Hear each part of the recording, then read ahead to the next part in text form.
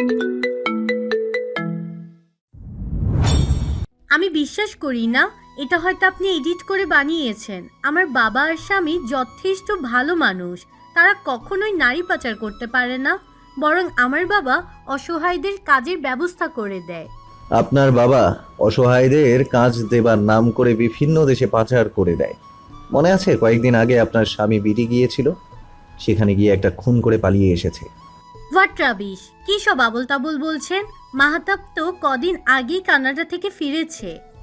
রুদ্র mask খুলে বলে, আপনাকে আপনার স্বামী দিনের পর দিন ঠকিয়ে আসছে। কথাটা বলে ল্যাপটপে একটা পিক বের করে বলে, এই দেখুন পিক, যেটা আজ থেকে 1 মাস আগের তোলা, ডেটও দেয়া আছে। তার বাবা শামসুল আলমের সাথে তোলা নির্বাচনের। আর এই দেখেছেন মহিলাটাকে, সুমনা বেগম, এনাকে নির্মমভাবে হত্যা করে এসেছে। আমার ওয়াইফের মা ছিলেন ইনি। শান্তা পিকটা খেয়াল করে একটা ফ্যামিলি ফটো, যেখানে একটা মেয়ের ছবিতে চোখ আটকে যায় শান্তার। মেয়েটির পিকের দিকে হাত বাড়িয়ে বলে, এই মেয়েটাকে খুব চেনা চেনা লাগছে, কোথাও যেন দেখেছি। রুদ্র ছবিটার দিকে তাকিয়ে বলে, ভুলে গেলেন মিসেস মাহতা? আজ সকালে যাকে পার্সোনাল অ্যাসিস্ট্যান্ট করার জন্য হায়ার করেছিলেন সে? নয়না? নাম নয়না নয়, ওর নাম সুহাসিনী, আমার স্ত্রী। আমার আপনার হেল্প চাই। আমার থেকে কিসের হেল্প চান? আপনি নিশ্চয়ই চাইবেন না আপনার বাবা বা স্বামী অসহায় মেয়েদের এভাবে সুযোগ নিক। তাদের তো শাস্তি পাওয়া উচিত। দেখুন, আমার আপনাকে বিশ্বাস হচ্ছে না, আমি কোনো হেল্প করতে পারবো না। ফাইন, 10 তারিখে আপনার স্বামী বাবা আবার মেয়ে পাচার করবে, আর আপনি আটকাবেন না? আপনি একজন মেয়ে হয়ে অন্য মেয়েদের কষ্টটাকে ফিল করতে পারছেন না? বাহ! দেখুন, আমি অত কিছু জানি না, আমি আমার বাবা স্বামীর বিপক্ষে যেতে পারবো না। চলি, ভালো থাকবেন। কথাটা বলে শান্তা চলে আসে। রুদ্র শান্তার যাওয়ার পানে তাকিয়ে বলে, মিসেস মাহতাব, আপনার মনে সন্দেহের দানা ঢুকিয়ে দিয়েছি। এখন আপনি নিজে থেকেই সব এক এক করে বের করে আনবেন। কি ব্যাপার, এত সকাল সকাল তড়িঘড়ি করে লাগেজ গোছাচ্ছ? কোথাও যাবা নাকি? মাহতাব রেডি হচ্ছিল, শান্তার কথা শুনে আকস্মিক ভয় পেয়ে যায়। পেছনে ঘুরে নিজেকে ঠিক করে বলে, হ্যাঁ, আসলে কয়েকদিনের জন্য ট্যুরে যাচ্ছি। কোথায়? আর হঠাৎ ট্যুরে যাচ্ছ যে? কদিন আগেই না ঘুরে আসলে। তাতে কি হয়েছে? আমিও যাব, আমাকে তো কোথাও নিয়ে যাও না। বাবা আর আমি যাচ্ছি ট্যুরে, শ্বশুর আর জামাই যাচ্ছে, সেখানে তুমি গিয়ে কি করবা? আমি গিয়ে কি করব মানে? আমাকে একা রেখে কিভাবে এখানে ওখানে চলে যেতে পারো তুমি? এখনো অবধি তোমার নিজ বাড়িতেই আমায় নিয়ে যেতে পারলে না, হোয়াই? তোমার সাথে এ নিয়ে পরে কথা হবে, আমি এখন আসি, বাই। কথাটা বলে মাহতাব বেরিয়ে যেতে নিলে শান্তা পথ আটকে দাঁড়ায়। মাহতাব হাতে থাকা হাত ঘড়িটার দিকে তাকিয়ে বলে, আবার কি হলো? পথ কেন আটকালে? তুমি আর ড্যাড কোথায় যাচ্ছ? ট্যুরে? বাগান বাড়িতে? শিওর? কি হয়েছে তোমার শান্তা? হঠাৎ এত জোর করছো যে? না, এমনি। আচ্ছা যাও, সাবধানে। কথাটা বলে শান্তার সামনে থেকে সরে দাঁড়ায়। মাহতাব কিছুক্ষণ শান্তার দিকে চেয়ে হন্তদন্ত হয়ে বেরিয়ে যায়। কি গো কামের বেড়ি সুহা, উপস সরি, নয়না, কাজে যাবা না? সুহাসিনী বিছানায় বসে কিছু একটা ভাবছিল। হঠাৎ রুদ্রর এমন কথা শুনে আটকে ওঠে। রুদ্রর দিকে তাকিয়ে দেখে রুদ্র ল্যাপটপে মুখ গুজে রয়েছে। সুহার থেকে উত্তর না পেয়ে রুদ্র ল্যাপটপে মুখ গুজেই বলে, কাজে যাবা না? সুহাসিনী বসা থেকে উঠে দাঁড়ায়, ভ্রুকুটি করে বলে, কিসের কাজ? অন্যের বউয়ের পার্সোনাল অ্যাসিস্ট্যান্ট হওয়ার কাজ। মামা মানে কি বলতে চাইছেন? এমা, তুমি সিম্পল কথার মানে বুঝলে না সুহা? যাও যাও, তোমার মালিক তোমার জন্য ওয়েট করছে।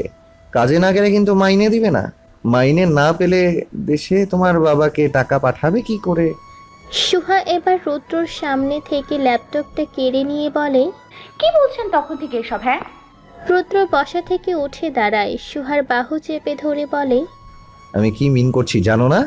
নিজেকে খুব চালাক মনে করো, তাই না? কি ভেবেছো আমি জানি না তুমি যে মাহতাবকে ধরার জন্য শান্তার পার্সোনাল অ্যাসিস্ট্যান্ট চাইছো? সুহাসিনী নিজের বাহু থেকে রুদ্রর হাত সরানোর চেষ্টা করছে, কিন্তু ফলাফল শূন্য। রুদ্র ব্যথা পাচ্ছে, আমি এভাবে চেপে ধরেছেন কেন? ব্যথা পাবার জন্যই ধরেছি। তুমি আমাকে না জানিয়ে ওসব করতে গিয়েছো কেন? Answer me. আশ্চর্য, আগে হাত সরান আপনার। ব্যথা পাচ্ছি, চোখ দেখেন না? রুদ্র সুহাসিনীকে ছেড়ে দিয়ে সোজা হয়ে দাঁড়িয়ে বুকে দু হাত গুজে সটান হয়ে দাঁড়িয়ে বলে, নাও ছেড়েছি, এবার বলো। কি বলবো? হ্যাঁ, আপনিও তো আমায় না জানিয়ে একা একা সব করতেছিলেন। আমায় কি বলে নিয়ে এসেছিলেন মনে আছে? সব মনে আছে আমার সুহা। তোমার সাহস দেখে আমি অবাক। তুমি তো সুহা আগে এমন ছিলে না।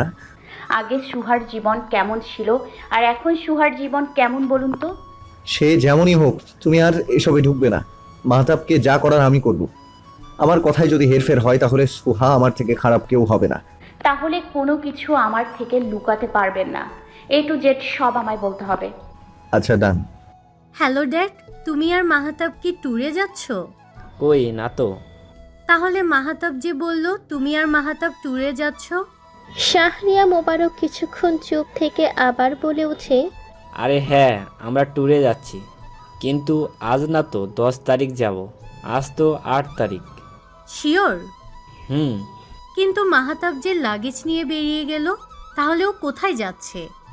আই ডোন্ট নো, আমি খোঁজ নিয়ে জানাচ্ছি তোমায়। আচ্ছা ড্যাড, রাখি। শান্তা ফোনটা রেখে রুমের মধ্যে পায়চারি করতে থাকে। পায়চারি করা থামিয়ে ফোনটা নিয়ে আবার ফোন লাগায় মাহতাবের নম্বরে। Switch off phone. Shanta phone কেটে দেয়। ড্রেসিং টেবিলের সামনে গিয়ে আয়নায় নিজেকে দেখে কাঁধে ব্যাগ নিয়ে বেরিয়ে যায়। এদিকে শাহরিয়া মোবারক একের পর এক ফোন দিচ্ছে মাহতাবকে, কিন্তু ফোন ঠুকছে না। রাগে মাথা ফেটে যাচ্ছে শাহরিয়ার। পরশু তাদের ডিল আর আজকে মাহতাব নাটক শুরু করেছে। নেহাত মেয়ে ভালোবাসে এই ছেলেকে, তা না হলে কবেই মেরে গুম করে দিত। টেবিলের ওপর সজোরে খুশি দিয়ে মোবাইল ফোনটা নিয়ে বেরিয়ে যায় অফিস থেকে। রুমে বসে ল্যাপটপে এতক্ষণ ধরে শাহরিয়াকে পর্যবেক্ষণ করছিল রুদ্র। শাহরিয়ার এমন রাগান্বিত চেহারা দেখে হেসে ওঠে রুদ্র। মাহতাব তো নিজের জায়গায় আছে শাহরিয়া মোবারক, এবার আপনার কি হবে? আপনার সাম্রাজ্য তো এবার রসাতলে যাবে। কি করে বাঁচাবেন নিজেকে? কি ব্যাপার? কি বিড়বিড় করছেন আর ল্যাপটপে কি দেখছেন? আমায় দেখান। সুহার কথা শুনে কোল থেকে ল্যাপটপটা সুহার কোলে দিয়ে বলে, এই নাও দেখো। ততক্ষণে আমি রেডি হইনি। কথাটা বলে রুদ্র চলে যায়। সুহা ল্যাপটপে চেয়ে দেখে একটা অফিস যেখানে কেউ নেই। ল্যাপটপটা বন্ধ করে বলে, কি দিলেন এটা? এখানে তো তেমন কিছু নেই, একটা অফিস রুম ছাড়া। রুদ্র রেডি হতে হতে বলে, সেটা যদি বুঝতে আহাম্মক, তাহলে তো রুদ্রটাকেই পড়ে ফেলতে পারতে। যাই হোক, আমি আসি। তুমি সন্ধ্যায় রেডি হয়ে থেকো, তোমার জন্য সারপ্রাইজ আছে। বাই। কথাটা বলে সুহার কপালে চুমু খেয়ে বেরিয়ে যায় রুদ্র। সুহা রুদ্রর চাওয়ার পানে তাকিয়ে নিচেও একটা ওড়না নিয়ে বেরিয়ে যায়। চেয়ারে হাত পা বাঁধা, চোখে বাঁধা কালো কাপড়, চিৎকার করে বারবার ডেকে উঠছে, কেউ কি আছে? আমায় এভাবে এখানে আটকে রেখেছেন কেন? কিন্তু ফলাফল শূন্য। কেউ তার কথার প্রত্যুত্তরে একটা কথাও বলছে না। গলা শুকিয়ে কাঠ হয়ে গেছে। ডেরা থেকে কয়েকজন মেয়ে পালিয়েছে, সেখানে যাচ্ছিল মাহতাব। ফিরতে 2-3 দিন লাগতে পারে, তাই লাগেজ নিয়েছিল যেন শান্তা সন্দেহ না করে। কিন্তু মাঝপথে এসেছে এভাবে সাহায্য চাওয়ার নাম করে কিডন্যাপ করবে তা কল্পনাতেও ভাবেনি মাহতাব। এই তো দুজন লোক হঠাৎ চলন্ত গাড়ির সামনে এসে পড়ে। সময় মতো ব্রেক কষেছিল। লোকটা দুটো হাঁপাতে হাঁপাতে বলে, ভাই ভাই প্লিজ সাহায্য করুন, পুলিশ আসছে পেছনে। কয়েকটা মেয়েকে উঠানোর চেষ্টায় ধরা পড়তে পড়তে বেঁচে গেছি। প্লিজ ভাই, এই রাস্তাটা পার করে দিন।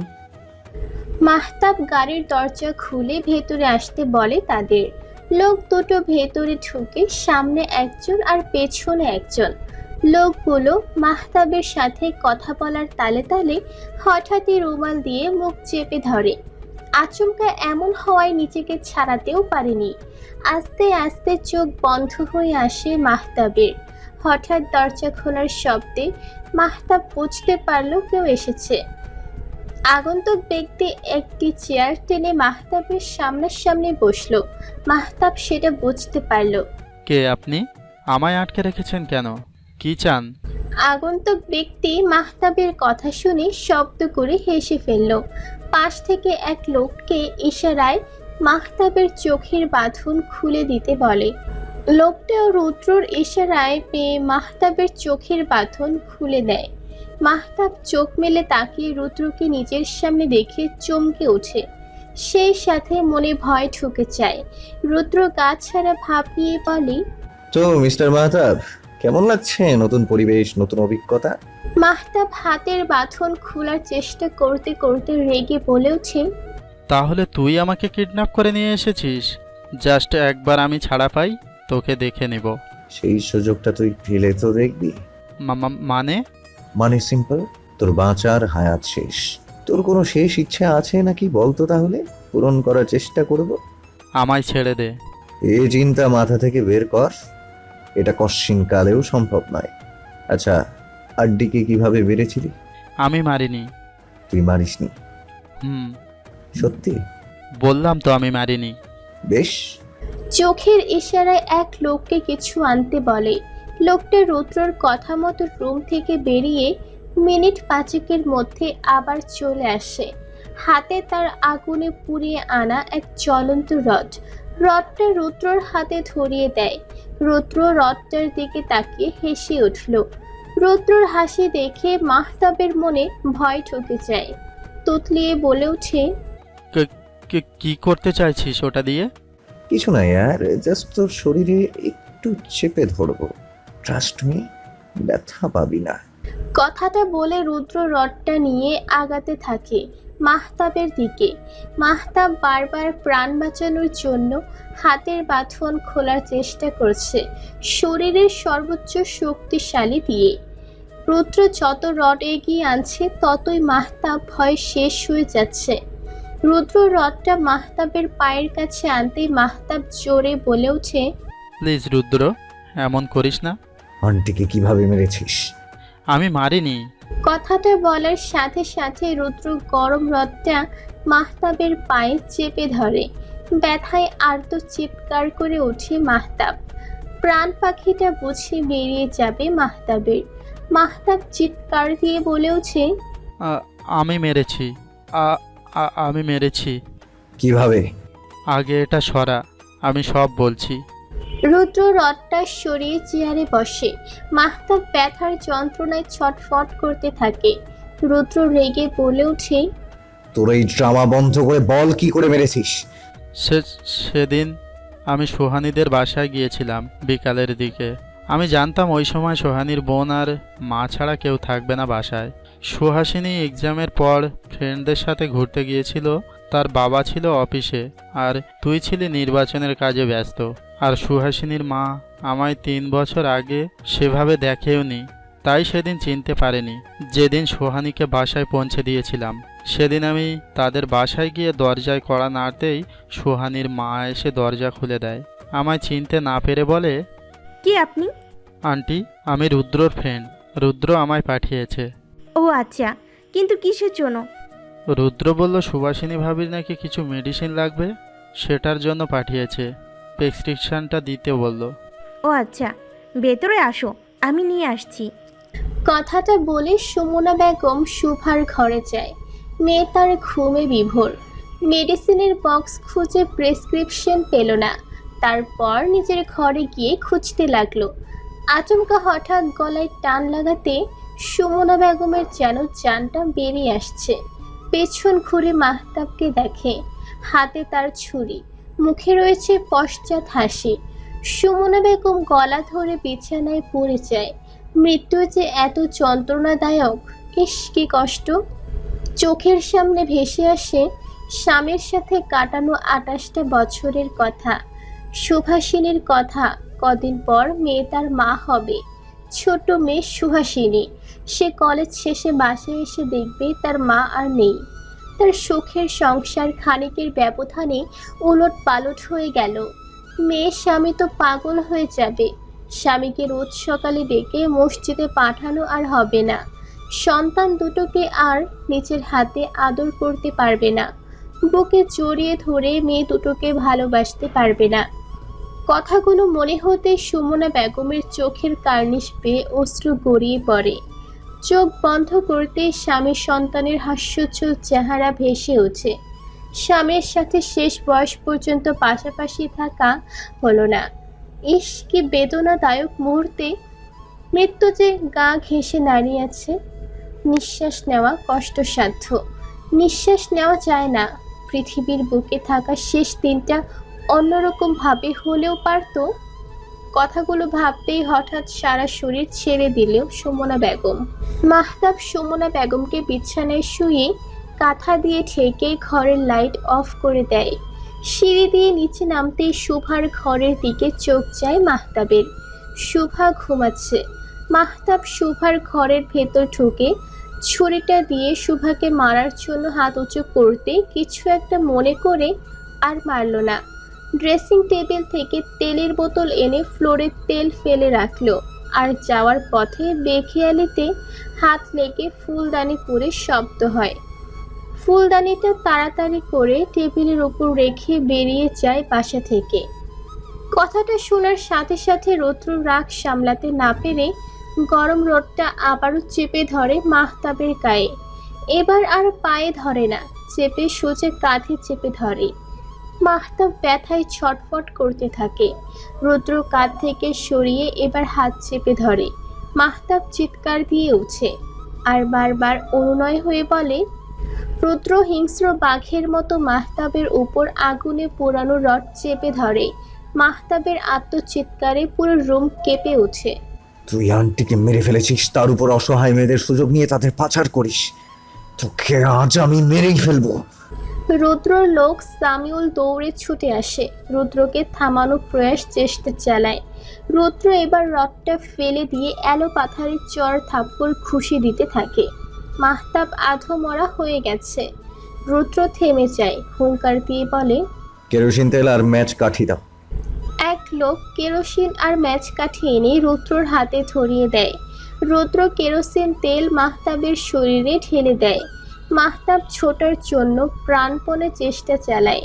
মৃত্যুর ভয় তাকে আষ্টে পৃষ্ঠে জড়িয়ে ধরেছে। রুদ্রর কাছে মিনতি করছে তাকে ছেড়ে দেওয়ার জন্য। সে আর কখনোই এসব কাজ করবে না, তাকে যেন শেষবারের মতো ক্ষমা করা হয়। ম্যাচ কাঠিতে আগুন ধরিয়ে সেটা মাহতাবের উপর ফেলে দেয়। মুহূর্তেই দাও দাও করে জ্বলতে থাকে মাহতাবের শরীর। চিৎকার দিয়ে বাঁচার জন্য আর্তনাদ করে ওঠে মাহতাব। রুদ্র রুম থেকে বের হতে হতে বলে যায়, পুরো গোডাউনটাই যেন আগুন ধরিয়ে দেওয়া হয়, আর সবাই যেন বুঝে এটা শর্ট সার্কিট থেকে আকস্মিকভাবে আগুন ধরেছে। কথাটা বলে চলে যায়। সুহাসিনী হোটেল থেকে বেরিয়ে শান্তার হোটেলে এসেছে, কিন্তু শান্তা নেই। ফোন দিচ্ছে কিন্তু ফোন রিসিভ করছে না। প্রায় ঘন্টা দুয়েক হয়ে গেল সুহাসিনী এসেছে এই হোটেলে। হঠাৎ অন্যমনস্ক হয়ে হাঁটার ফলে এক স্টাফের সাথে ধাক্কা খায় সুহাসিনী। কোনো রকম পড়া থেকে নিজেকে বাঁচিয়ে সরি বলে চলে আসতে নিলে কিছুটা দূরে থাকা রুদ্রর দিকে চোখ যায় সুহাসিনীর। রুদ্র আসছে এদিকটায়। রুদ্র পই পই করে বলে দিয়েছিল হোটেলের বাহিরে বের হতে না। এখন যদি রুদ্র তাকে দেখে ফেলে তাহলে নিশ্চয়ই খুব বকবে। রুদ্র যেন না দেখে তাই তড়িঘড়ি করে আড়াল হয়ে যায়।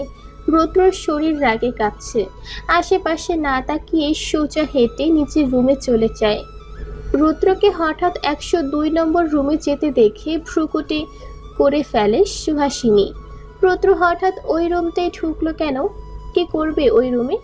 মনে হাজারো চিন্তার ভিড়। সব চিন্তা ভাবনা এক পাশে রেখে হোটেল থেকে বেরিয়ে যায়। রুদ্র রুমে ঢুকে সোজা ওয়াশরুমে চলে যায়। মাথা পুরো হ্যাং হয়ে আছে। অনেক বড় কাজ বাকি কাল। এখন কিছুটা একা থাকা দরকার। তাই সুহাসিনীর কাছে না গিয়ে এই হোটেলে এসেছে। প্রায় ঘন্টাখানেক ওয়াশরুম থেকে বেরিয়ে ভেজা চুল না মুছে সোজা বিছানায় গিয়ে ঘুম দেয়। মস্তিষ্ক কিছুটা শান্ত রাখার জন্য একটা ঘুম প্রয়োজন।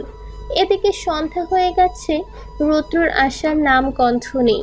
রুদ্র যে বলেছিল রেডি হয়ে থাকার জন্য, কোথাও নিয়ে যাবে, তাহলে রুদ্র আসছে না কেন? আর ওই রুমে কি ছিল যে ওভাবে ওই রুমে ঢুকলো? রুদ্রর জন্য অপেক্ষা করতে করতে প্রায় রাত 9টা বেজে যায়, তবুও রুদ্র আসে না। সুহাসিনী এক আকাশ সম অভিমান নিয়ে শুয়ে পড়ে। এক সময় গভীর ঘুমে তলিয়ে যায় সুহাসিনী, কিন্তু ঘুমটা আর ক্ষণস্থায়ী হলো না। হঠাৎ কারো স্পর্শে সুহাসিনীর ঘুম ভেঙে যায়। চোখ মেলে তাকে দেখে রুদ্র টিপলি চুমু খাচ্ছে ঠোঁটে, সাথে ভেসে আসছে দুর্গন্ধ। দুর্গন্ধটা কিসের? রুদ্র ফিটিং করছে? দুর্গন্ধে সুহাসিনীর গা গুলিয়ে আসলো। রুদ্রকে ধাক্কা দিয়ে সরানোর চেষ্টা করছে, কিন্তু পারছে না। সে তার মনের সুখে ঠোঁটে, ঘাড়ে, কপালে, গালে চুমু খাচ্ছে। লোকটা তো নিজের হুঁশে নেই, এসব কি করছে? সুহাসিনী এবার 2 হাত দিয়ে নিচের মুখ ঢেকে নিল, যেন রুদ্র আর চুমু খেতে না পারে। রুদ্র সুহাসিনীর এহেন কাজে ভ্রু কুঁচকে বলে, সমস্যা কি তোমার? একটু আদরও করতে দিবা না? এ তো তোমার সমস্যা। সুহাসিনী খানিক হাত নিচু করে বলে, আপনার মুখ দিয়ে ড্রিঙ্কসের দুর্গন্ধ ভেসে আসছে, আর তাতে আমার বমি চলে আসছে। সরুন আমার উপর থেকে। রুদ্র বা হাত মুখের সামনে এসে হাঁ করে পরখ করে নেয়। সত্যি দুর্গন্ধ ভেসে আসছে। পরক্ষণে আবার মন বলে ওঠে, ছে রুদ্র, তুই কাকে ভালোবাসলি আর কাকে বিয়ে করলি, যে কিনা তোর সামান্য ড্রিঙ্কসের গন্ধ সহ্য করতে পারছে না? তাই বলে এভাবে আমার ভালোবাসা রিজেক্ট করবে সুহাসিনী? ভালোবাসা পরে, আগে যান ব্রাশ করে আসুন, তারপর আমার কাছে ঘেঁষবেন। তার আগে নয়। আচ্ছা, তার আগে আরেকটা। কোনো একটা দুটো নয়, আগে ব্রাশ করে আসুন। ছি, কি দুর্গন্ধ! উয়া! রুদ্র ঠুলতে ঠুলতে ওয়াশরুমে যায়। হঠাৎ কি মনে করে যেন আজ ড্রিঙ্কস করে বসেছে সামিউলের সাথে। রুদ্র ঘুম থেকে উঠেই এই তো সামিউল পৌঁছে দিয়ে গেল হোটেল অব্দি। দাঁত ব্রাশ করে ওয়াশরুম থেকে বেরিয়ে সোজা সুহাসিনীকে জড়িয়ে ধরে ঘাড়ে নাক ঢুকিয়ে দেয়। রুদ্রর মতলব ভালো ঠেকছে না সুহার। যতই রুদ্র থেকে সে দূরে সরছে, ততই রুদ্র সুহাসিনীকে আষ্টে পৃষ্ঠে জড়িয়ে ধরেছে। সুহাসিনী পিঠ ঠেকে আছে রুদ্রর বুকে। হঠাৎ রুদ্রর হাতটা কামিজের ভেতর দিয়ে পেট স্পর্শ করে। কেঁপে ওঠে সুহাসিনী। রুদ্রর হাত খপ করে ধরে বলে, কি করছেন রুদ্র? কেন? ভালোবাসছি। আই নিড ইউ সোহা। তোমার উষ্ণতা খানিক পেতে চাই। প্লিজ না করো না, একটু ভালোবাসো আমায়। রুদ্রর এহেন কথায় বুকের মধ্যে উতাল পাতাল শুরু হয়। আজ আর রুদ্রকে ফেরানো যাবে না। সুহাসিনী হাত সরিয়ে নেয় নিজের। রুদ্র সুহাসিনীকে চুপ থাকতে দেখে সম্মতি ভেবে ভালোবাসার চাদরে জড়িয়ে নেয়। আস্তে আস্তে মিলিত হয় দুটি হৃদয়, দেহ। রাত যত বাড়ছে ততই ভালোবাসার প্রকাশ গভীর থেকে গভীরতর হচ্ছে। রুদ্র সুহাসিনীর কপালে চুমু খেয়ে বলে, কাল সকালে তোমার জন্য অনেক বড় সারপ্রাইজ অপেক্ষা করছে জান। সকাল সকাল টিভি অন করতে এমন একটা নিউজ দেখতে পারবে সুহাসিনী কল্পনাও করতে পারেনি। টিভিতে চল করে দেখা যাচ্ছে ব্রেকটা নিউজ, বিজনেসম্যান শাহরিয়ার মোবারকের মেয়ের জামাই মাহতাব শর্ট সার্কিটের মাধ্যমে ভয়াবহ আগুনে পুড়ে দগ্ধ হয়ে গেছে। সেই সাথে মিস্টার শাহরিয়া মোবারককে গ্রেফতার করা হয়েছে। তিনি অসহায় মেয়েদের কাজ দেওয়ার নাম করে পাচার করে দিত। লেখাগুলো পড়ে থম মেরে বসে থাকে সুহাসিনী। ঘুমন্ত রৌদ্রর দিকে একবার তাকায়। রাতের বেলার কথা মনে পড়ে। রৌদ্র বলেছিল সকালে সারপ্রাইজ আছে। তাহলে কি এই সেই সারপ্রাইজ? সুহা বেশ কিছুক্ষণ বসে থেকে রৌদ্রর পাশে গিয়ে পিছে হাত রেখে ডাকে, উঠুন, অনেক বেলা হলো তো। রৌদ্র সুহার ডাকে শুনে খানিক নেড়ে চেড়ে সুহাকে নিজের কাছে টেনে চোখ বন্ধ রেখে বলে, ঘুমে ডিস্টার্ব করো না জান, আর একটু ঘুমাতে দাও। নিউজ দেখেছেন? তুমি দেখেছো তো, তাতেই আমার দেখা হয়ে গেছে। কথাটা বলে সুহার গলায় মুখ গুজে দেয়। সুহা রুদ্রর থেকে সরে আসতে নিয়েও পারে না। বিরক্তি নিয়ে বলে, আপনি আমার কথা সিরিয়াসলি নেন না কেন? মহতাব কি সত্যি শর্ট সার্কিটে দগ্ধ হয়েছে, নাকি ইচ্ছাকৃতভাবে মারা হয়েছে? রুদ্র শোয়া থেকে উঠে বসে চোখ ছোট ছোট করে ফেলে। আমি কিভাবে জানবো বলো? তুমি সেখানে, আমিও তো সেখানে। আর নিউজে তো বলেই দিয়েছে অ্যাক্সিডেন্টলি শর্ট সার্কিটে মারা গেছে। তাহলে মহতাবের শ্বশুর যে মেয়ে পাচার করতো, এটা মিডিয়ায় ছড়ালো কি করে? সত্য কি কখনো চাপা থাকে বলো? একদিন না একদিন বেরিয়েই আসে। হলো তেমনটাই। আপনি যে তাহলে বললেন আমার জন্য সারপ্রাইজ আছে, সেটা কি? রুদ্র সুহার গাল ধরে বলে, আরে বোকামে, আমরা বাংলাদেশে ব্যাক করছি। মাহতাব তো তার অপকর্মের শাস্তি পেল, এবার তো আমাদের ফিরে যেতে হবে। কবে যাব আমরা? আজ রাতে ফ্লাইটে, সেজন্য চলো আজ বাইরে ঘুরতে যাই। কখন? এখনই যাই, চলো। গোসল করেন নাই তো, এই অবস্থা কি করে যাবেন? এখন বলেছি তার মানে এই না যে এই অবস্থায় যাব। ফ্রেশ হয়ে রেডি হয়ে যাওয়ার কথা বুঝিয়েছি। এক লাইন বেশি বোঝো কেন তুমি, স্টুপিড। কথাটা বলে রুদ্র বিছানা ছেড়ে উঠে ওয়াশরুমে চলে যায়। পুলিশ শাহরিয়া মোবারককে ধরে নিয়ে যাচ্ছে। শাহরিয়ার মাথায় আসছে না কে মিডিয়াতে তার অপকর্মের কথা জানিয়েছে। মাহতাব তো অ্যাক্সিডেন্টলি মারা গেছে, তাহলে কে দিল? শান্তা পাগলের মতো ছুটে আসে তার বাবার কাছে। কাল সারাদিন খুঁজেও মাহতাবকে পায়নি। আজ হঠাৎ ফেসবুকে ঢুকতেই নিউজটা তার চোখের সামনে আসে। শাহরিয়া মেয়েকে দেখে আতঙ্কিত হয়। শান্তা শাহরিয়ার কাছে আসতেই পুলিশ থামিয়ে দেয়। শান্তা বারবার শাহরিয়ার কাছে আসতে চাইছে, চিৎকার করে বলছে, বাবা, তুমি সত্যি এসব করছো? তুমি মেয়ে পাচার করো? আমি তোমায় ভরসা করে কত অসহায় মেয়েদের তোমার কাছে পাঠিয়েছি যাতে তারা ইনকাম করতে পারে, আর তুমি তাদের টাকার লোভে পাচার করে দিতে? ছি, আই হেট ইউ। তুমি বাবা নামে কলঙ্ক। পুলিশ শাহরিয়া মোবারককে নিয়ে চলে যায়। শান্তা নিচে বসে পড়ে। স্বামী তো চলেই গেল, আর বাবা, সে তো আজ থেকে বেঁচে থেকেও মৃত।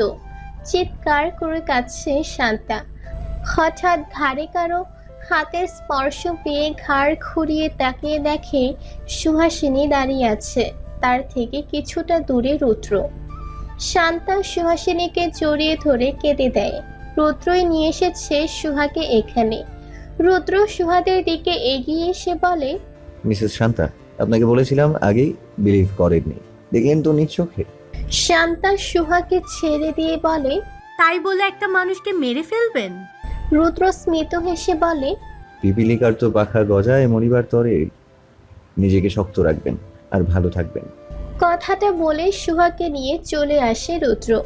গাড়িতে ওঠার আগে সামিউলকে একটা টাকার বান্ডিল ধরিয়ে দিয়ে বলে, সামিউল, টাকাটা দারোয়ান চাচাকে দিয়ে দিও। তিনি ছাড়া কিছুই পসিবল হতো না। তিনি অনেক হেল্প করেছে। তিনি যদি ফাইল আর ভিডিওগুলো কালেক্ট করে না দিত তাহলে খুবই বেগ পেতে হতো। সামিউল টাকা নিয়ে রুদ্রর সাথে বেশ কিছুক্ষণ কথোপকথন করে চলে আসে। রাত 8টা বাজে। এয়ারপোর্টে এসে লাগেজ নিয়ে দাঁড়িয়ে আছে সুহা, রুদ্র। বাংলাদেশের প্ল্যানের অ্যানাউন্সমেন্ট কারে আসতেই তারা লাগেজ নিয়ে এয়ারপোর্টের ভেতরে ঢুকে যায়। রাতটা নির্ঘুমে কাটিয়েছে রুদ্র। সুহাসিনী ঘুমে বিভোর প্লেনের মধ্যে। আজই শেষ রুদ্র নির্ঘুমে কাটানোর দিন। কাল থেকে স্বাভাবিক জীবনে ফিরতে পারবে সুহা আর তারই পরিবারকে নিয়ে। দীর্ঘ কয়েক ঘন্টার পর দুবাইয়ের প্লেন এসে বীরের শাহজালাল আন্তর্জাতিক বিমানবন্দরে নামে। রুদ্র আর সুহা প্লেন থেকে নেমে এয়ারপোর্টের বাহিরে আসতেই দেখে সুভাষিনী, রফিক সাহেব, অফর, লুৎফর রহমান, রমিলা রহমান দাঁড়িয়ে অপেক্ষা করছে তাদের জন্য। সুহা সবাইকে দেখা মাত্রই দৌড়ে গিয়ে বাবাকে জাপটে ধরে। রফিক সাহেবও এতদিন পর মেয়েকে দেখতে পেয়ে যেন চোখের তৃষ্ণা মেটালো। সুহা বাবাকে ছেড়ে দিয়ে সুভাকে জড়িয়ে ধরে। রুদ্র সবার কাছে এগিয়ে এসে কুশল বিনিময় করে বাসার উদ্দেশ্যে রওনা হয়। সবাই রুদ্রদের বাসায় এসেছে। রুদ্র আর সুহাসিনী ফ্রেশ হয়ে নেয়। রমিলা রহমান ছেলে আর ছেলের বউয়ের পছন্দ সব খাবার রান্না করে। সুহা আর রুদ্র খাবার টেবিলে আসে। সুহা নিজের পছন্দের খাবার টেবিলে দেখে হঠাৎ করে মায়ের কথা মনে পড়ে গেল। কেউ যেন তার অবস্থা বুঝতে না পারে, তাই মাথা নিচু করে চুপচাপ খায়। রুদ্র সুহার দিকে তাকাতেই বুঝতে পারে সবার অগোচরে সুহার হাত নিজের হাতের মুঠোয় নিয়ে চোখের ইশারায় আশ্বস্ত করে। খাওয়া দাওয়া শেষে রুদ্র সবাই মাহতাব ও শাহরিয়া মোবারকের কথা বলে। তাদের অপকর্ম সুহার মাকে হত্যা করার ঘটনা আর শোভার অনাগত বাচ্চাকে অ্যাক্সিডেন্টলি মেরে ফেলার শোভার ঘৃণা হচ্ছিল। মাহতাবকে সে নিজের হাতে খুন করতে পারলে তৃপ্তি পেত। ওর জন্য বাচ্চা মা সব হারালো। রুদ্র তার চাচাকে ফোন করে ইন্সপেক্টর শরাফতুল্লাহ ও শামসুল আলমের বিরুদ্ধে স্টেপ নিতে বলে। রুদ্রর চাচা রুদ্রকে আশ্বস্ত করে কালকের মধ্যে তাদের বিরুদ্ধে স্টেপ নিবে। সকাল হতেই জানা গেল শরাফতুল্লাহকে সাসপেন্ড করেছে আর শামসুল হককে ছেলের অপকর্মে জড়িত থেকে তা লুকানোর জন্য জেলে নেওয়া হয়েছে। কথাটা কানে আসতে তৃপ্তির শ্বাস নেয় শুভা। রমিলা রহমান এবার আর্জি জানায় সুহা আর রুদ্রর ধুমধামে বিয়ে দেওয়ার জন্য। কথাটা শুনে রুদ্র সরাসরি না করে দেয়। তার মতে একবার বিয়ে হয়ে গেছে, হোক সেটা সিম্পলভাবে, আবার কোনো ধুমধাম করে বিয়ে করবে সেটা শুনে অভ্র রুদ্রকে খোঁচা মেরে বলে, এই রুদ্র, আমাকে এমন অফার করলে আমি শুভাকে দ্বিতীয়বার কেন, যতবার বলতো ততবারই বিয়ে করতাম, তাহলে তুই কেন করবি না? রুদ্র সুহার দিকে তাকিয়ে বলে, দেখ ভাইয়া, আবার বিয়ে করে কি করব? আমাদের মধ্যে সব হয়ে গেছে, আজ বাদে কাল বাপ হব। কথাটা শুনতে সুহাসিনীর কাশি চলে আসে। ভাগ্যিস বড়রা নেই, এই লোকটার মুখে কি কিছুই আটকায় না। অভ্র অবাক হয়ে বলে, সব হয়ে গেছে তোদের মধ্যে, বাপও হতে যাচ্ছিস? এত ফাস্ট তোরা, বাহ! এই সুহা, আমি সত্যি চাচা খালু হতে যাচ্ছি। সুহা পারছে না মাটি ফাঁক করে মাটির ভেতরে চলে যেতে। চোখের ইশারায় রুদ্রকে শাসায়, আজ রুমে আসুন খালি, পাপ হবার শখ মিটিয়ে দেব। রুদ্র ডোন্ট কেয়ার ভাব নিয়ে উঠে সুহার পেছন পেছন চলে যায়। কি ব্যাপার, এত রেগে আছো কেন?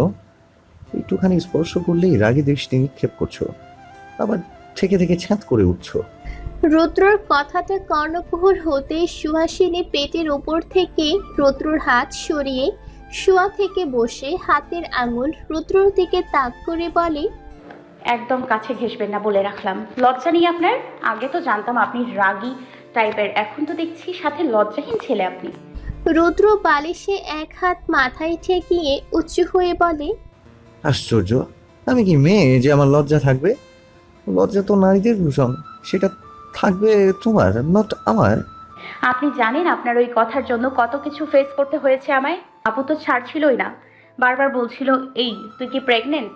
তোদের বিয়ে তো 1 মাসও হলো না, তাহলে সম্ভব কি করে? আরো কত কিছু। আমি তো কথার কথা বলছিলাম ওটা, তারা সেটাকে সিরিয়াসলি নিলে আমার কি দোষ বলো?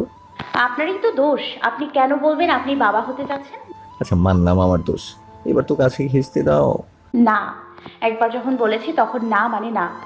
আসান কেন তুমি? হ্যাঁ, দেখছো একটা হ্যান্ডসাম ছেলে যে তোমার হাজবেন্ড, সে তোমায় ভালোবাসতে চাইছে, আর তুমি প্রত্যেকবারের মতো শুধু রিজেক্ট করো। যাও, ঘেসবো না আর তোমার পাশে, বাঁচবো না ভালো। কথাটা বলে রাগ নিয়ে অন্য পাশে ঘুরে শুয়ে পড়ে রুদ্র। সুহাসিনী তপ্ত শ্বাস ফেলে রুদ্রকে আরো চালানোর জন্য বলে উঠে, আলহামদুলিল্লাহ। রুদ্র মাথা উঁচু করে একবার রাগী দৃষ্টি নিয়ে সুহার দিকে তাকিয়ে ফের চোখ বন্ধ করে ফেলে। সুহা মৃদু হেসে নিচেও রুদ্রর থেকে দূরত্ব নিয়ে শুয়ে পড়ে। সুহাসিনী শুতেই রুদ্র চাপটে ধরে সুহাকে। সুহা জানতো রুদ্র এমনটাই করবে। সুহা কিছু বলার জন্য উদ্যত হলে রুদ্র বলে ওঠে, একদম কথা বলবা না, ভালোবাসতে নিষেধ করেছো, জড়িয়ে ধরতে নয়। সো কোনো কথা বলবা না, ঘুমাবো আর তুমিও ঘুমাও।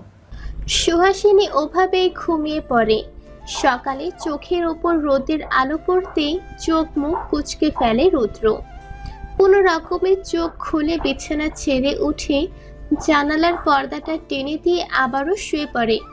এদিকে সুহাসিনী রান্নাঘরে গিয়ে বোন আর শাশুড়ির হাতে হাতে কাজ করে উপরে রুমে এসে রুদ্রকে এখনো ঘুমোতো দেখে মেজাজ তুঙ্গে উঠে যায়।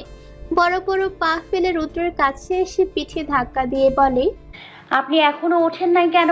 আপনার জন্য সবাই ডাইনিং টেবিলে অপেক্ষা করছে। নামাজ কালাম তো ছেড়েই দিছেন, পড়ার সময় পান না। রুদ্র পাশ থেকে বালিশটা নিয়ে কান ঠেকে বলে, উফ, সকাল সকাল কি শুরু করলা বলো তো? এই ভাঙা রেকর্ড বন্ধ করো, ঘুমে ডিস্টার্ব হচ্ছে। সুহাসিনী তেতে ওঠে, কোমরে হাত দিয়ে বলে, কি বললেন? আমার কথা এখন ভাঙার রেকর্ডের মতো লাগে? আমি আপনার ঘুমে ডিস্টার্ব করছি? তাহলে বেশ করছি। আপনার ওঠা না অবধি আমার ননস্টপ ভাঙার রেকর্ড চলতেই থাকবে। উঠুন বলছি, উঠুন। আমি যে ঘুম থেকে উঠবো এর বিনিময়ে কি পাবো? ঘুম থেকে উঠলে পাবেন না, কিন্তু ঘুম থেকে না উঠলে এর বিনিময়ে কিছু একটা পাবেন। কি পাবো বলো বলো শুনি। আমার হাতের মায়ের। এই সরো তো আমার সামনে থেকে। হু আর ইউ? আমার রুমে তোমার কি? একটা বিবাহিত ছেলের ঘরে আসতে লজ্জা করে না? ছি। আমি কে মানে? আমি কে আপনি জানেন না? ন্যাকামি করা বন্ধ করুন আর সোজা ওয়াশরুমে গিয়ে ফ্রেশ হয়ে নিচে আসুন। আবার যদি ডাকার জন্য আমার উপরে আসতে হয় তাহলে আপনার খবর আছে। যাচ্ছি তো, এত কথা শোনাও কেন? তোমার বোনকে দেখেছো? আমার ভাইয়ের বাচ্চু বউ। ভাই যা বলে তাই শুনে, তোমার মতো না। ভাবি থেকে কিছু শিখো পারলে। কথাটা বলে রুদ্র ওয়াশরুমে চলে যায়। সুহা রুদ্রর চাওয়ার পানে তাকিয়ে নিচে নেমে আসে। কি রে, রুদ্র আসলো না যে? বোনের কথায় সুহা স্মিত হেসে বলে, আসতেছে উনি। আচ্ছা আপু, বাবা কি অফিসে চলে গেছে? এই তো কেবল বেরিয়ে গেল। বাবা আজ আসবেন না, অফিস থেকে সোজা বাসায় চলে যাবে। ও আচ্ছা। বলো। বলছি কি, আমি একটু বাসায় যেতে চাইছি। আসার পর তো বাসায় যাওয়া হয়নি। আচ্ছা, রুদ্রকে বলে যা। উনি তো যেতে দেবে না মনে হয়। কেন? রেগে আছে আমার উপর। কি করেছিস যে রেগে আছে? ঘুম থেকে তুলেছি ডেকে, তাই। আমি কথা বলবো নি। আর এই চাটা নিয়ে গিয়ে বাবা আর মাকে দিয়ে আয়। সুহা চাটা নিয়ে রমিলা রহমানের রুমের সামনে গিয়ে দরজায় কড়া নেড়ে বলে, আসবো মা? রমিলা রহমান খেয়ে শুয়েছিল, অস্থির লাগছিল। সুহার কণ্ঠস্বর শুনে বলে। সুহা হেসে রমিলা রহমানকে চাটা দিয়ে সোফায় বসা লুৎফর রহমানকে চায়ের কাপ এগিয়ে দেয়। লুৎফর রহমান স্মিত হেসে চায়ের কাপটা নিয়ে বলে, সুহামা, তোমার রেজাল্ট দিবে কবে? এই তো বাবা, এ মাসের শেষের দিকে। এরপর তো ভার্সিটির জন্য অ্যাডমিশন, তা তুমি এখনই প্রিপারেশন নিচ্ছ না কেন? রুদ্রকে বলে দিচ্ছি কোচিং সেন্টারে ভর্তি করার জন্য। তোমার ইচ্ছে আছে কোন ভার্সিটিতে পড়ার? যাবিতে বাসা থেকে তো এটাই কাছে। গুড, আচ্ছা আমি আসি। কথাটা বলে লুৎফর রহমান চলে যায়। সুহা শাশুড়ির সাথে কিছুক্ষণ কথাবার্তা বলে চলে আসে। ডাইনিং টেবিলে রুদ্রকে খেতে দেখে এগিয়ে যায়। রুদ্র সুহার উপস্থিতি টের পেয়েও তাকায় না, এক কোণে খাবার খেতে থাকে। সুহা ইশারায় বোনকে কিছু একটা বোঝায়। শুভা গলা ছেড়ে নিয়ে বলে, বলছিলাম কি রুদ্র, বিকেলে আমি আর সুহা একটুও বাসায় যেতে চাইছি। সুহা তোমাকে ছাড়া যেতে চাইছেন না, তুমি কি যেতে পারবা? সহসা মাথা উঁচু করে তাকায় রুদ্র। সুহার পানে এক পলক তাকিয়ে আবারও খাবার খাওয়ায় মনোযোগ দেয়। কণ্ঠস্বরে গম্ভীরতা এনে বলে, ড্রাইভার নিয়ে চলে যান ভাবি, আপনি আর আপনার বোন। আমার সময় হবে না, কাজ আছে। কথাটা বলে খেয়ে চলে যায় রুদ্র। কি ব্যাপার, বাসায় আসুনি কেন? ভাবি তো চলে এসেছে। ফোন রিসিভ করতেই রুদ্রর এমন কথা শুনবে সুহাসিনী আগেই জানতো। ফোনটা কান থেকে সামনে এনে বলে, মন চাইনি তাই যাইনি। সমস্যা কি? এখন ঘুমাবেন শান্তি মতো, কেউ ডিস্টার্ব করবে না। নিচে আসো। আমি এই রাতে নিচে গিয়ে কি করব? আমি আসতে বলেছি তাই। আশ্চর্য, আপনি বললেই নিচে যা। এই আপনি বাসার নিচে? তাড়াতাড়ি আসবা।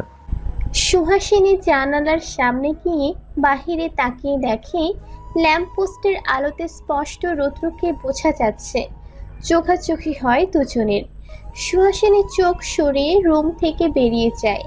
নিচে এসে রুদ্রর সামনে দাঁড়িয়ে বলে, এত রাতে এখানে কেন? বউ নিতে এসেছি। আপনার বউ যাবে না, চলে যান। গাড়িতে ওঠো। না। রাগবা না কিন্তু, ওঠো বলছি গাড়িতে। রাগ নিয়ে কথাটা বলে রুদ্র। সুহাসিনী গাড়িতে উঠতে উঠতে বলে, আশ্চর্য লাগার কি হলো, উঠছি তো। রুদ্র নিচেও ড্রাইভিং সিটে গিয়ে বসে পড়ে। গাড়ি স্টার্ট দিয়ে বলে, দিনে এসে থাকবা বারণ করবো না, কিন্তু রাতে কোথাও গিয়ে থাকতে পারবা না আমি ছাড়া। নিজের বাড়িতে থাকতে পারবো না, এ কেমন কথা? থাকতে না করিনি, দিনে থাকবা, রাতে আমার ঘুম হারাম করে ঘুমাতে পারবা না নিশ্চিন্তে অন্য কোথাও। যত সব ফাউল কথা। আপনার ঘুম আমি কিভাবে হারাম করলাম? ওভাবেই যেভাবে মন কেড়ে নিয়েছিলা। আর কথা বলবা না, চুপ থাকবা, শরীর ভালো লাগছে না। কেন, কি হয়েছে? স্বামীর দিকে খেয়াল রাখলে তো জানতা, শুধু প্যারা আর না করতেই জানো, একটু তো ভালোবাসতেও জানো না। কথায় কথায় ভালোবাসা ভালোবাসা এটা ছাড়ার কথা নেই। না নেই, এই ধরো জীবনের শেষ পর্যায়ে চলে গেলাম, তখনও বলবো ভালোবাসার কথা, বুঝেছো? আপনার ভালোবাসা শুনতে শুনতে আমি জীবনের শেষ পর্যায়ে চলে যাব। বুড়ো হচ্ছ সুহা। কোথায় বুড়ো হচ্ছেন? দাড়ি তো এখনো পাকেনি। বাবা ডাক শুনবো। তো শুনুন না, না করছে কে? তুমি তো না করছো বারবার, কাছে ঘেঁষতে দাও না, বাবা কি হতে দিবা না? ফাজিল লোক, আবার ওসব কথা। এই গাড়ি থামার, নেমে যাব আমি। নামা রাখবে না, আমি ধাক্কা মেরে ফেলে দেই, আসো। হঠাৎ গাড়ির উল্টো রাস্তায় যেতে সুহা বলে ওঠে, বাড়ির রাস্তা তো ওটা, তাহলে এদিকে কোথায় যাচ্ছেন? হানিমুন করতে যাচ্ছি আমি তুমি। মানে? হানিমুন মানে মধুচন্দ্রিমা করতে যাচ্ছি। আমার 10টা না 5টা না একটা মাত্র বউ, বিয়ের পর থেকে সেভাবে সময়ই দিতে পারলাম না, তাই ভাবলাম একটু ঘুরে আসি আমরা। যাচ্ছি কোথায়? আমাদের বাগান বাড়ি, সুন্দর একটা সময় কাটাবো দুজনে নির্জন প্রহরে, বুঝেছো? ও, রুমগুলো এত সুন্দর করে সাজানো কেন? রুদ্র সুহার দিকে তাকিয়ে চোখ ছোট ছোট করে বলে, আর একটা বিয়ে করেছি, সেই বউ নিয়ে এই রুমে রাত কাটাবো তাই। ফাজিল।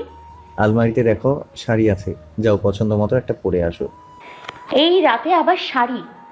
পারবো না, আমার ঘুম ধরছে, ঘুমাবো। শাড়ি পরার হলে কাল পরবো, আপনিও ঘুমান। কথাটা বলে সুহা বিছানায় ঘুমিয়ে পড়ে। রুদ্রর ইচ্ছে করছে সুহাকে তুলে আছাড় দিতে। নিজের রাগকে যথাসম্ভব কন্ট্রোল করে ফোন দিয়ে বেলকনিতে চলে গেল। সুহা মাথা উঁচু করে রুদ্রকে যেতে দেখে শোয়া থেকে উঠে বসল। রুদ্রর পেছন পেছন বেলকনিতে গিয়ে বলে, এত রাগেন কেন কথায় কথায়?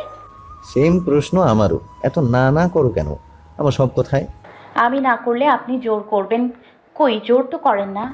রুদ্র ফোর্স করতে জানে না, তাই করে না। ভালোবাসতে হলে জোরও থাকতে হয়, নিজেরটা নিজের আদায় করে নিতে হয়। আপনি ভালোবাসতে চাইলে তো আমি নাই করব, এটাই সিম্পল। মেয়েদের হ্যাঁ করতে নেই, তাহলে কেমন যেন দেখায় ব্যাপারটা। কোথায় লেখা আছে মেয়েদের হাঁ করতে নেই অনুমতি চাইলে? কোথাও না, তবে আমি নাই করব, আপনি নাকে হ্যাঁ ধরে নেবেন। ভেবে বলছো তো? না ভেবে সুহা কি কিছু বলে? কথাটা বলতেই রুদ্র সুহাকে পাচা কোলে নিয়ে বিছানায় শুয়ে দেয়। সুহার লজ্জা লাগে। রুদ্র সুহার চুলগুলো কানে কুচে দিয়ে বলে, ভালোবাসি তোমায় সুহাসিনী। জানি। তুমি তো একবারও বললে না ভালোবাসি রুদ্র তোমায়। সব মুখে কেন বলতে হবে, বুঝে নিন। ভালোবাসার মানুষটির মুখ থেকে শোনা এক জিনিস, আর বুঝে নেওয়া আরেক জিনিস। এখন যদি বলি ভালোবাসি না, তাহলে? তাহলে আর কি, কিছুই না। ভালো না বাসলেও আমার সাথেই থাকতে হবে।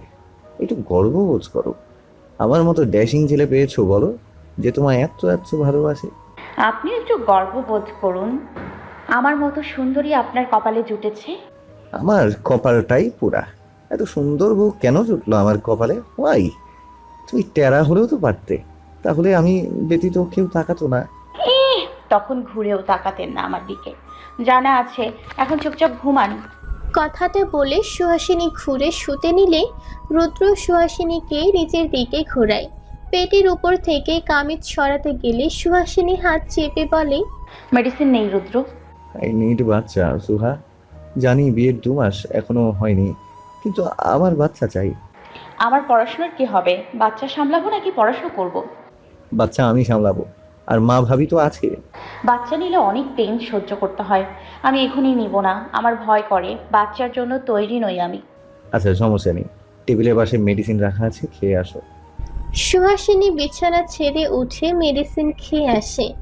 বিছানায় শুতে রুদ্র নিচের বাহু ডোরে সুহাকে আগলে নেয়। ভেসে যায় দুজনে অন্য জগতে। রেজাল্ট বের হয়েছে, জানাওনি কেন? আরে এমন মনমরা হয়ে বসে আছো কেন? 4.90 এসেছে, খুশি হওনি? সুহাসিনী জানালার সামনে দাঁড়িয়েছিল। রুদ্রর কথা শুনে ঘাড় ঘুরিয়ে বলে, খুশি হব না কেন, হয়েছি। তাহলে জানাওনি কেন? জেনেছেনই তো, আসলে হয় মাইক লাগিয়ে জানাতাম। Mood of? তাহলে? পড়ালেখা করব না আর আমি। রুদ্র অবাক হয়। ওমা, কেন? সামনে তো অ্যাডমিশন টেস্ট দিবা, তাহলে পড়বা না কেন? মন উঠে গেছে পড়ালেখা থেকে। সংসার করব, বাচ্চা পালবো, এত পড়ালেখা দিয়ে কি হবে? জব তো আর করবো না। তুমি জব করতে চাইলে করবে, না নেই আমার থেকে। জব করব না, লেখাপড়া করব না, সংসার করব। সংসার তো করছোই। এমন ছন্ন ছাড়া সংসার করব না। আপু বাচ্চা নিতে বলছে, আপনি নাকি বলছেন আমি বাচ্চা নিতে ভয় পাই। আমাকে খেয়ে দিয়ে কাজে নেই এসব বলবো? বাচ্চা চাই। বয়স হয়নি তোমার বাচ্চা নিয়ে আস। সেদিন যে বললেন বাচ্চা চাই। এমনি বলছিলাম। এখনো রাগ করে আছেন? না, রাগ করবো কেন? তাহলে কাছে আসেন না কেন আজ আর? ভালোও তো বাসেন না, পুরনো হয়ে গেছে তাই। অফিসে কাজের প্রেশার, তাই সময় দিতে পারছি না। আচ্ছা ফ্রেশ হয়ে আসুন, খাবার বাড়ছি। রুদ্র হুম বলে ওয়াশরুমে চলে যায়। সুহাসিনী গায়ের ওড়নাটা ভালো করে নিয়ে রুম থেকে বেরিয়ে যায়। ড্রয়িং রুমে আসতেই দেখে সুহার শাশুড়ি বসে আছে। সুহা এগিয়ে যায়। মা আপনি এখনো এখানে বসে আছেন, ঘুমাবেন না? হ্যাঁ, কেবলই যেতে নিচ্ছিলাম। দুজনে খেয়ে দে আবার ফ্রিজে রেখে দিও, কেমন? আচ্ছা মা। রমিলা রহমান চলে গেলে সুহা রুদ্রর জন্য খাবার বেড়ে চেয়ারে বসে অপেক্ষা করে। রুদ্র গোসল করে ট্রাউজার আর একটা টি শার্ট পরে নিচে নামে। চুল থেকে টপ টপ করে পানি পড়ছে। রুদ্র এসে চেয়ার টেনে বসলেই সুহা বসা থেকে উঠে ওনার এক প্রান্ত দিয়ে চুল মুছতে মুছতে বলে, গোসল সেরে যে চুল মুছতে হয় এটা জানেন না? সর্দি লেগে যাবে তো। লাগবে না।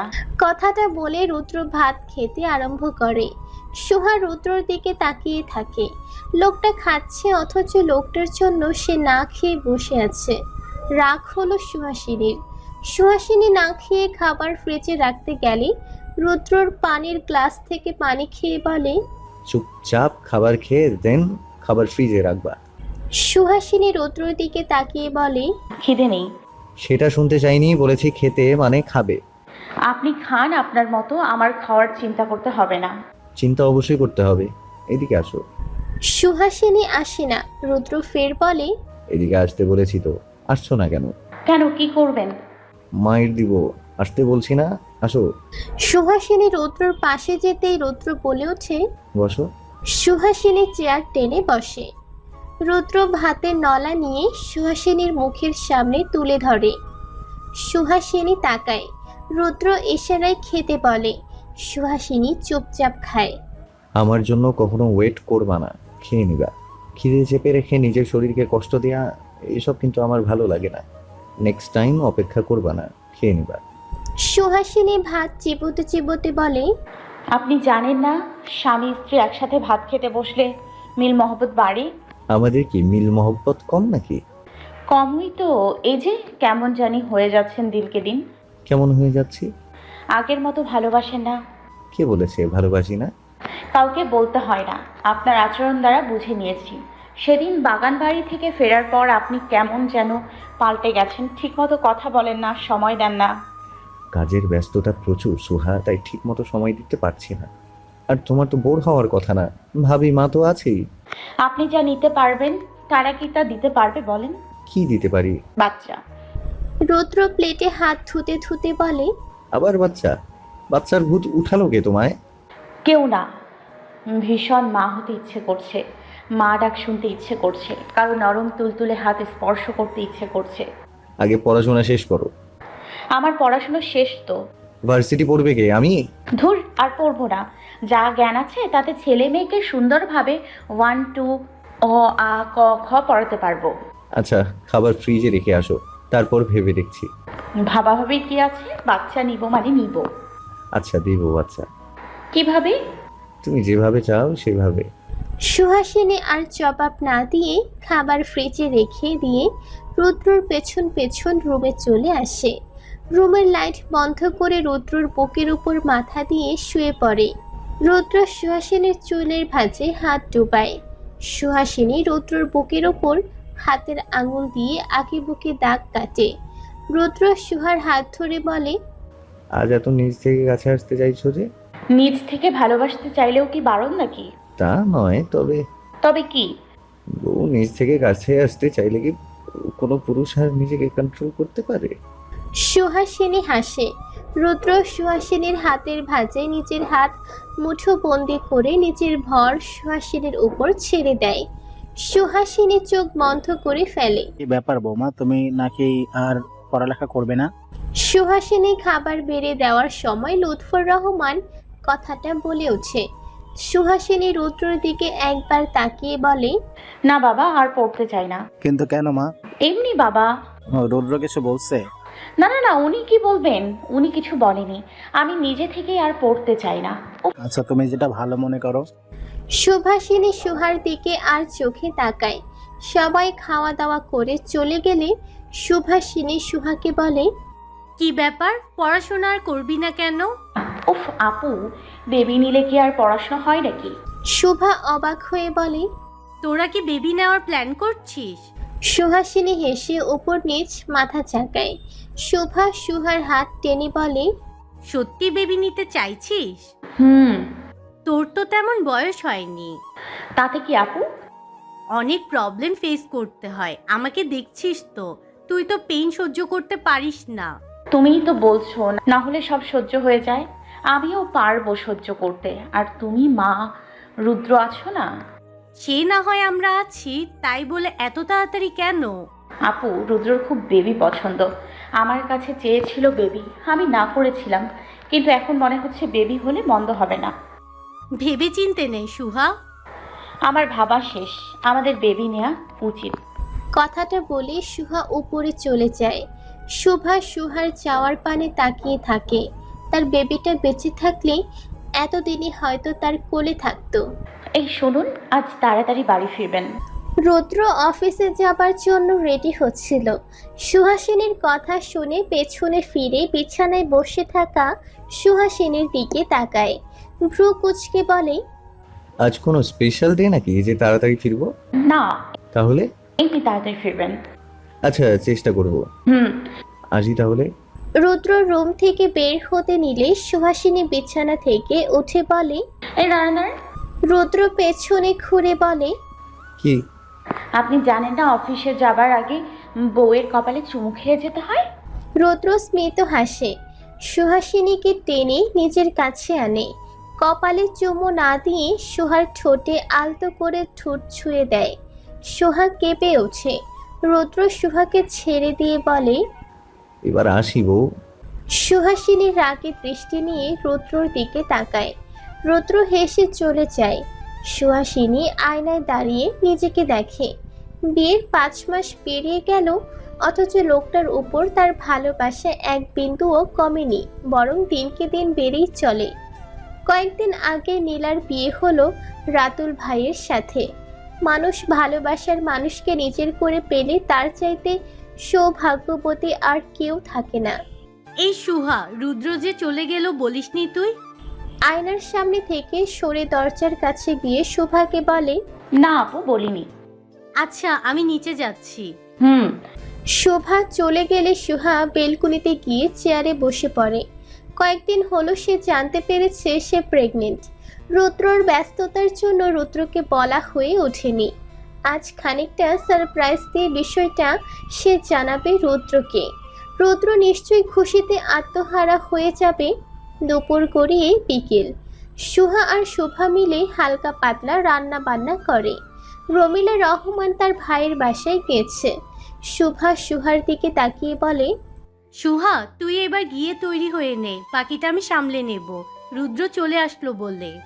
সুহা মাথা নাড়িয়ে চলে যায়। রুমে এসে বাসন্তী কালারের একটা শাড়ি বের করে সেটা পরে নেয়। মুখে হালকা মেকআপ করে চুলগুলো হাত খোপা করে নেয়। এর মধ্যে রুদ্র ক্লান্ত শরীর নিয়ে রুমের দরজায় কড়া নাড়ে। সুহা দরজা খুলে দেয়। সুহাকে শাড়ি প্লাস সাজতে দেখে ভ্রুকুটি করে রুদ্র। সুহা হেসে বলে, তাড়াতাড়ি ফ্রেশ হয়ে আসুন। রুদ্রকে কিছু বলার সুযোগ না দিয়ে সুহা নিচে চলে যায়। রুদ্র মাথা না ঘামিয়ে ওয়াশরুমে গিয়ে ফ্রেশ হয়ে নেয়। ফ্রেশ হয়ে বেরিয়ে এসে দেখে সুহা ট্রেতে কফি নিয়ে দাঁড়িয়ে আছে। রুদ্র ভেজা কাপড় বেলকুনিতে মেলে দিয়ে ফোনটা হাতে নিয়ে ফোনের দিকে চেয়ে কফির মগটা তুলে নেয়। সাথে সাথে সুহার মুখটা চুপসে যায়। রুদ্র কফির মগে চুমুক দিয়ে বলে, এত সেজেছো কেন? আজ কি? আমার তো কোনো ডে মনে পড়ছে না। সুহা প্রেগনেন্সির কিটটা কফির মগের পাশে না রেখে পেছনে রেখেছিল। রুদ্রর চোখ ফোনের দিকে থাকায় সেটা নজরে আসেনি। এখন নিজেকে নিজের চর মারতে ইচ্ছে করছে সুহার। এমনি সেজেছি আমি। ও, তা কি জন্য এত তাড়াতাড়ি আসতে বললা? এমনি, আমি কি আপনাকে বলতে পারি না একটু তাড়াতাড়ি আসার জন্য? হুম, বলতেই পারো, কিন্তু এত চোটে আছো কেন? কি হয়েছে? আচ্ছা দেখেন তো, আমার মধ্যে কোনো পরিবর্তন এসছে নাকি? রুদ্র ফোন থেকে চোখ সরিয়ে সুহার দিকে তাকিয়ে বলে। এসেছে। সুহা উৎফুল্ল নিয়ে বলে, কি পরিবর্তন? এই যে শাড়ি পরেছো, সেজেছো, আগে কামিজ পরেছিলা। সুহাসিনী শব্দ করে ট্রেটা টি টেবিলে রাখে। রুদ্রর হাত থেকে ফোনটা নিয়ে বলে, ধুর ছাতার মাথা, তখন থেকে কি দেখছেন ফোনের মধ্যে? সামনে সুন্দরী বউ দাঁড়িয়ে আছে, তাকে দেখেন। রুদ্র সুহার দিকে নজর দেয়। এই যে দেখছি তোমায়। আশেপাশেও দেখেন। আশ্চর্য, তুমি বললা বউ দেখতে, এখন বউ দেখছি, এখন আবার বলছো আশেপাশে দেখতে। আশেপাশেই দেখেন। আচ্ছা, দেখছি। কথাটা বলে রুদ্র আশেপাশে তাকায়। হঠাৎ ট্রের মধ্যে থাকা কিছুর দিকে চোখ আটকে যায়। ট্রে থেকে চোখ সরিয়ে সুহার দিকে তাকায়। সুহা চোখের ইশারায় সেটা তুলতে বলে। রুদ্র প্রেগনেন্সির কিটটা তুলে দেখে দুটো দাগ। রুদ্র কিটটা সুহার পানে ধরে বলে, সত্যি? সুহা মাথা উপর নিচ করে জানায় রুদ্র কি বলবে বুঝতে পারছে না। কিটটা টেবিলের উপর রেখে বলে, কমাস? 1.5 মাস। আগে জানাওনি কেন? সুহা অভিমান নিয়ে বলে, জানাবো কিভাবে? আমার ব্যস্ততা কি কমেছিল? বলার মতো সুযোগ কি ছিল? এটি একটু হাতি। সুহাসিনী ভ্রুকুটি করে বলে, পেটে হাত দিয়ে কি করবেন? রুদ্র সুহার কথাকে গুরুত্ব না দিয়ে সুহার হাত টেনে সোফায় বসায়। পেটের উপর থেকে শাড়ি খানিকটা সরিয়ে কান পেতে দেয়। সুহা রুদ্রর মাথায় হাত দিয়ে বলে, আরে এখন কান পেতে কি হবে? ওর কি হাত পা হয়েছে নাকি? তুমি বুঝবা না, চুপ থাকো। ফিল করছি বাবা হওয়ার অনুভূতিটা। যেদিন ভাবির প্রেগনেন্সির কথা শুনেছিলাম, সেদিন খুব ভাবি আর ভাইয়ের জায়গায় তোমায় আর আমায় কল্পনা করেছিলাম। বাবা হওয়ার খবরটা এত সুন্দর কেন সুহা? জানি না তো। আচ্ছা আপনি খুশি তো? অনেক। তাহলে বাবা হচ্ছেন, মিষ্টি খাওয়াবেন না? মিষ্টি খেতে ইচ্ছে করছে, আমি এখনই নিয়ে আসছি। থাক, এখন যেতে হবে না, আগে আমার পাশে একটু বসুন তো। রুদ্র সুহার পাশে বসে। সুহা রুদ্রর কাঁধে মাথা এলিয়ে দেয়। চোখ বন্ধ করে বলে, আমার খুব গান শুনতে ইচ্ছে করছে, শোনাবেন? আমার গলায়? আমার গলার সুর তো ভালো না সুহা। যেমনই হোক, শোনান না। আচ্ছা, গিটারটা নিয়ে আসছি। ভাইয়ার রুম থেকে তুমি বেলকনিতে গিয়ে বসো। রুদ্র তার ভাইয়ের রুম থেকে গিটারটা নিয়ে নিজের রুমের বেলকনিতে আসে। সুহাসিনী বসে আছে চেয়ারে। রুদ্র গিয়ে সুহার পাশে বসে সুহা মাথা এলিয়ে দেয় রুদ্রর কাঁধে। রুদ্র সুহার মাথায় চুমু খেয়ে গিটারে সুর তোলে। কিছুক্ষণ বাদে গেয়ে ওঠে, সে যে বসে আছে একা একা, রঙিন স্বপ্ন তার মনেতে, সে যে চেয়ে আছে ভরা চোখে, জানালার ফাঁকে মেঘে ধরেতে, সে যে বসে আছে একা একা, রঙিন স্বপ্ন তার বুনতে, সে যে চেয়ে আছে ভরা চোখে, জানালার ফাঁকে মেঘে ধরেতে, তার গুনগুন মনের গান বাতাসে ওড়ে, কান পাতো মনে পাবে শুনতে, তার রঙের তুলির নাচে মেঘেরা ছোটে, চোখ মেলো যদি পারো বুঝতে, তার গুনগুন মনের গান বাতাসে ওড়ে, কান পাতো মনে পাবে শুনতে, তার রঙের তুলির নাচে মেঘেরা ছোটে, চোখ মেলো যদি পারো বুঝতে, সে যে বসে আছে একা একা, রঙিন স্বপ্ন তার মনতে, সে যে চেয়ে আছে ভরা চোখে, জানালার পাশে মেঘ ধরতে। গানটার প্রতিটি লাইন সুহাসিনীর শরীরকে কাঁপিয়ে তুলছিল। গানটাকে তার জন্যই লেখা হয়েছিল। রুদ্রর দিকে তাকিয়ে বলে, আর গান পেলেন না গাওয়ার জন্য? রুদ্র সুহাসিনীর হাত নিচের হাতের মুঠোয় নিয়ে বলে, হুম, আর গান পেলাম না। শ্রেষ্ঠ মুহূর্তে প্রিয়তমার জন্য এই গানই মনে পড়লো। আপনার কণ্ঠ তো খুব একটা বাজে না। তাহলে বলছো গান শোনানোর মতো অ্যাবিলিটি আমার আছে? রোজ গান শোনাবেন আমায়। আচ্ছা। বাবুকে গানের স্কুলে ভর্তি করাই দিব। কেন? আমরা বৃদ্ধ হলে আমাদের বাবু গান গাইবে, আর আমরা এভাবে বসে কাঁধে মাথা হাতে হাত রেখে সেই গান শুনবো।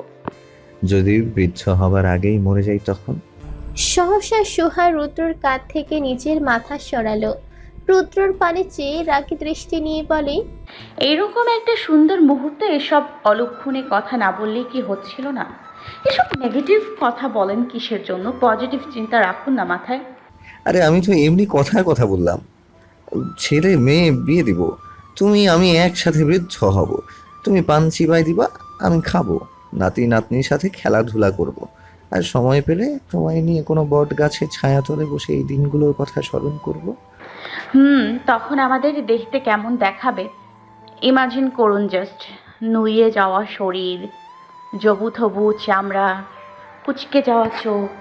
আর সেই কুচকে যাওয়া চোখের দিকে তাকিয়ে যুগছুবে চামড়া যুগল হাতে হাত রেখে সেদিনও ঠিক এভাবেই বলবো, ভালোবাসি তোকে সুহাসিনী, ভালোবাসি শুধু তোকেই। সুহাসিনী খিলখিল করে হেসে উঠল। রুদ্র সেই হাসির পানে চেয়ে রইল। রোজ সকালে এই মায়াবী মেয়ের মায়াবী হাসি দেখেই তার দিন শুরু হয় আর দিন শেষ হয়। মৃত্যুটাও যেন প্রেয়সীর হাস্যোজ্জ্বল মুখটা দেখেই হয়। অনেকটা পথ চলা এখনো বাকি। সেই পথগুলো যেন তাদের এইভাবে হাসি খুশিতে কেটে যায়।